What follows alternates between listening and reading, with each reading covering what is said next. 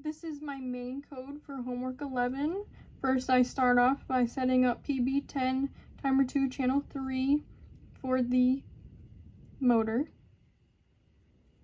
I then call up all my setup functions, including how I set up the LCD. I then print a motors running on line 1 of the LCD, and then I set up the ADC using PC2. And then down here, in the while loop, I take the raw value, analog value, and convert it into a digital 3.3 volts or whatever the potentiometer is reading.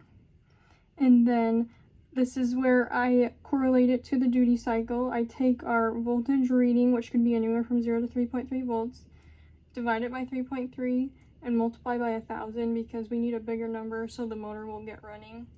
And then multiply that by AR plus 1. This is all based on the generic formula that duty cycle is equivalent to CCR blank divided by AR plus 1.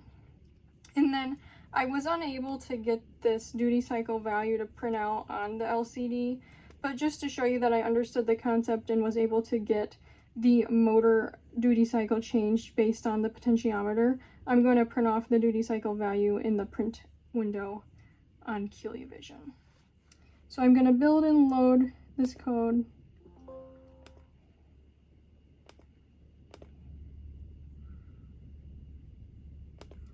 Alright, as we can see over here, I was able to get the motors running to come up on the LCD, and the motor is going right now. And if I change the potentiometer, I slowed it down. Now I'm going to speed it back up.